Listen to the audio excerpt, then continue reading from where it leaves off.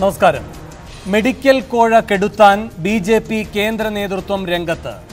പാർട്ടിയെ പിടിച്ചുലച്ച കോഴ വിവാദം അഴിമതിയല്ലെന്നാണ് പാർട്ടി വക്താവ് GVL നരസിംഹറാവു പറഞ്ഞത്. വ്യക്തി നടത്തിയ അധാർമിക സ്വകാര്യ ഇടപാട് മാത്രം.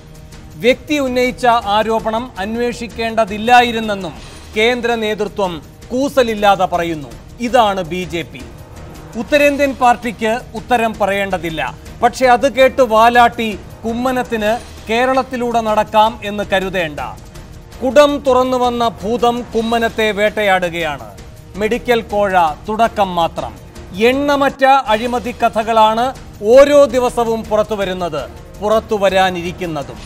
കേന്ദ്രത്തെ പോലെ കുമ്മനത്തിനും കൈ കഴുകാനാകുമോ എന്ന സംശയം ഉയരുമ്പോൾ 6 ചോദ്യങ്ങളാണ് സൂപ്പർ പ്രൈം ടൈം ചോദിക്കുന്നത്. 1. പാർലമെന്റിൽ ഉന്നയിച്ച കോഴ വിവാദത്തിൽ കേന്ദ്ര സർക്കാർ പ്രതികരിക്കാത്തത് കൈപൊള്ളിയതുകൊണ്ടോ? 2. ബി.ജെ.പിയെ പ്രതിക്കൂട്ടിലാക്കാൻ പാർലമെന്റ് ഉപയോഗിക്കുന്നതിൽ പ്രതിപക്ഷ നിരയ്ക്ക് പാളിച്ച പറ്റിയോ? 3. കോഴ വിവാദം അഴിമതിയല്ലെന്ന പാർട്ടി വക്താവിന്റെ നിലപാട് ആരോപണം തള്ളാനുള്ള കേന്ദ്ര നേതൃത്വത്തിന്റെ തന്ത്രമോ? 4.